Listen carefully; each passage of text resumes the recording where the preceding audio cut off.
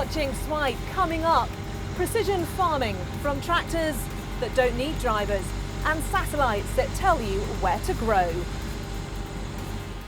Growing greens without sunlight. We go under the streets of London. Microsoft expand their empire by snapping up Minecraft. And fancy a slice of the outdoors yourself? We ask an adventurer to review some of his favourite apps. Hello and welcome to Swipe. This week we're looking at how advanced technology can help us feed the world. With the global population predicted to be 9 billion by 2050, some experts say that means we need 70% more food. So just how do we get more from each acre of our green and pleasant land? I've been finding out. With his best harvest in 10 years behind him, Ed Banks is planning for next year's wheat crop. But there's nothing random about his planting. He knows exactly how much seed is going on every bit of his field. So that's the tractor, that's the drill. The drill has GPS on it as well as the tractor, so they talk to each other, and that is the line that the tractor will drive on. Everything's controlled via GPS and satellite, and it's a paperless system where his employees are sent work plans on their smartphones, which in turn report back the start and finish times. The combine, every time it goes up and down, will literally... In his office, the latest technology has created yield, soil type and nutrient maps of his whole farm. From this, he creates a seed map per field, so his driller automatically varies the rate it plants at, aiming for a uniform crop. Accuracy-wise is altogether different. So if you were driving that tractor by eye, you would overlap that's an 8-metre drill, you'd probably overlap each time by anywhere up to 20 centimetres. We're now overlapping by 2.5, pass on pass, and that's reliably all day long. He uses real-time kinematics, triangulating the tractor with a satellite and a permanent base station on the ground. There's no drift when the earth rotates, meaning whether planting, harvesting or spraying, his wheels will be on the same track for years to come. Some of the benefits of the system that he is using are reducing costs, that's in fuel, chemicals and fertiliser. It also puts less pressure on the worker, meaning that they can monitor the machine behind them rather than the tractor they're trying to drive in a straight line. If the farmer can produce more food economically, there's a benefit to the consumer, and advocates of this system say the environment gains too. The ultimate goal of what we're trying to do is what is the minimum amount of energy that we can put into the natural environment to turn it into productive agriculture. So we can work with nature a lot better than we're doing at the moment. Manufacturers are already working on one man controlling 2 tractors, even tractors with no cab at all, where they will be monitored from a central station. And there are smaller autonomous robots being developed that can selectively pick ripe fruit. Despite the technology and spending more time in the office than his dad, Ed Banks says he still feels like a farmer. However, the one thing he's not managed to control is the weather, which he's hoping will give him another harvest like this year. Well, joining me is Matt. He works on this farm and uses some of this technology. Matt, what's it like? You're meant to be sort of working with nature, but you're also using a lot of technology. What does that feel like? Oh no, it's great. Really enjoy working with this new technology. Certainly the way farming is going, started here, was the first time I've ever used it, and yeah, love it now. We struggled going to a farm now that doesn't use all this new technology. It certainly makes life easier. You're studying at an agricultural university as well. When you thought, right, I want to go into farming, is this the sort of thing that you imagined you would be doing? It's very different to that sort of image of a farmer and a pitchfork, isn't it? Yeah. Well, I think farming has certainly become a lot more mechanised from the old days, so from when, like, my dad and my grandfather ran the farm. But in order to keep sustaining a profit and turning over money, then you have got to look at these technologies as a way of keeping your labour, fuel costs down. But also it's better for your workers as well. You know, they're not feeling as fatigued or tired at the end of the day. Yeah, you feel better for it. In terms of the practicalities on a day-to-day basis, how easy is it to use for someone of your generation? Do you think it's quite easy? But some people say that the older generation do struggle with technology. Is that the same in the farming industry? Yeah, I'd say it is, to be honest, because my age group, you get that broad introduction at uni. You then come through doing placement on farms like these, where they're running all the technology, and so yeah, you're brought up with it. Whereas because they haven't been brought up with it, they're not so keen on it. And do you think your age group feel like farmers, even though they're using this technology? Oh yeah, definitely. We're still doing the day-to-day farming and running, doing all the jobs and whatnot. It's just once you get in the field, that's when the computer starts. But otherwise, it's still got to do all the other jobs of farming. Okay, Matt, thanks. Thanks, cheers. You're watching Swipe. Coming up, we run through this week's technology news. But first, when you think of farming, most people imagine scenes like this with green fields and soil under your feet. But what you might not know is that under the streets of London, there's an agricultural transformation going on. Will Sargent's been underground. When you're going underground in London, it's usually because you're catching the tube. But today, we're on our way to a farm, 33 metres below the streets. Originally built as a bomb shelter during the Second World War, these tunnels in Clapham are now the base for eco-friendly agriculture. We decided to start the business and grow in this environment because we certainly wanted to do something around sustainability, but we wanted to do something that had a product at the end of it. We looked at water and water scarcity, we looked at energy, and then we looked at sort of food security and food scarcity. And with a growing population, that's why we decided to build a farm.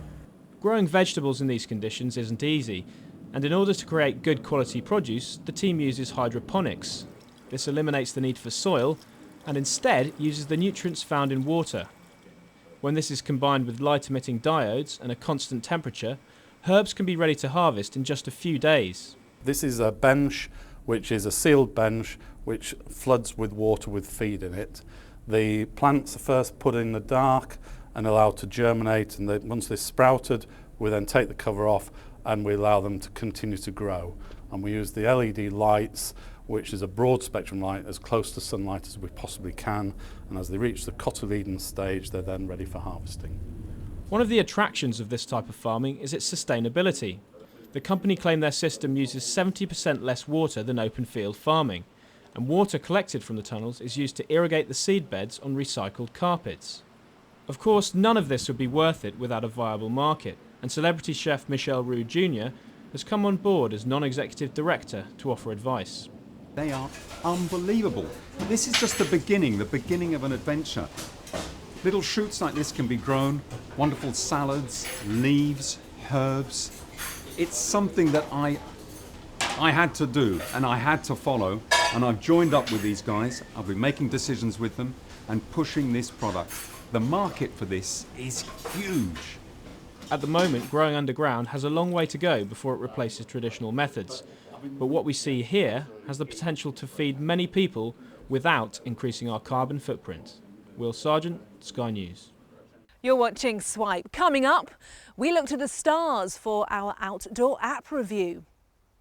But first, here's a roundup of anything you might have missed over the last few days. WikiLeaks founder Julian Assange has accused Google of behaving like a privatised version of the NSA in the way it collects and stores information about people. He told Sky News the internet giant was not doing anything illegal, but its behaviour was highly questionable. What it is doing legally is collecting as much information about people as possible, storing it, indexing it, using it to create profiles of people to predict their interests and behaviours, and then selling that to advertisers and others. And that is the same procedure that the National Security Agency, or GCHQ, goes through. It's official, Microsoft have bought the makers of Minecraft. The tech giant is paying £1.5 billion for Swedish firm Mojang AB. Their founder, Marcus Persson, says he's leaving the company because he's a nerd and not a CEO. Minecraft has been downloaded 100 million times since 2009. The iPhone 6 is out, but one of the first people in the world to get his hands on it has dropped it just metres from the shop. He was at the front of the queue in Perth in Australia, but his happiness soon turned to panic when it crashed to the floor. Luckily though, thanks to its plastic wrapping, it was all okay. Phones for You has gone into administration. Mobile operators EE and Vodafone have been accused of forcing the demise of the company by withdrawing their business from the chain. The retailer employs more than 5,000 people and has 550 stores. Scientists have revealed the spot on a comet where the Rosetta spacecraft is planning to land. The probe's been orbiting Comet 67P since August, mapping the surface and analysing gases. But in November, the lander will be released and prepare to land at Site J. That's on the head of the duck-shaped comet, in case you didn't know. And you might be surprised that this hasn't already happened, but a slow lane for head-down smartphone users has now been created. It's been built on a pavement in a city in China, and printed on it is the slogan, "Cell phones, walk in this lane at your own risk." The problem is, people have started stopping to take photos of the lane with their phones. Well, perhaps all these rural scenes are making you want to get outdoors. So here's an explorer's take on his best apps for a micro-adventure this weekend. My first app is the Met Office weather app. There are loads of weather apps available, but I like the Met Office one because it's very simple. It tells you the weather where you are. You can save other locations, so you can keep an eye on potential snow conditions in the mountains or water levels in rivers if you're a kayaker. You can also look on the overview map and see the weather fronts moving in towards you, rain clouds heading your way, and see how that might impact your adventure. I also like the Met Office weather app because it seems to be very reliable. I've tried lots of ones and this one seems to be one of the most reliable ones. Sunseeker is a really simple app. There's a free version and a paid version. Essentially it tells you the position of the sun, which is very obvious right now, but this is helpful because it tells you where the sun will be come the hours of sunrise and sunset. And so if you're setting up your camp, or if you're a photographer, that's really useful information to know exactly where the sun will rise. You can get your tent positioned just where you want it for that perfect sunrise view, or if you want to take a photograph of the sunset, to set up your tripod knowing the sun is going to set just there is a really invaluable feature. One of the few apps I've ever been willing to pay for, I'm a stingy Yorkshireman, is called Star Walk. And this is a brilliant app when you're out under the stars at night. The concept's quite simple. You take your phone, you point it up at the night sky, and the app tells you what stars you're seeing. It tells you the name of the stars, tells you what constellations they're in. If you click on the star that you see, it can tell you lots of information about it. It can take you to the Wikipedia page if you really want lots of information. And one really nice extra feature is it tells you about satellites. So sometimes when you see a satellite crossing the sky at night, you aim this app at it, it'll tell you the name of the satellite, what it's doing up in space. So it's just an extraordinary feature to have and really opens up a whole extra dimension to your nighttime camps under the stars. The OS Locate free app is a really useful app from the Ordnance Survey. When you're heading out into wild places, it's really important that you take a paper map, a proper compass, and that you know how to use these things. You don't want to rely entirely on a phone. The batteries can go down, you sometimes get no signal. But the OS Locate app is a nice little cheat for those times when you're out and you do maybe get a little bit lost. It tells you exactly where you are, it tells you the grid reference, you can reorient the map and know where you are. It's got a built-in compass, it works even if there isn't a phone signal, and it's a really nice little backup tool to the essential safety devices of a map and a compass.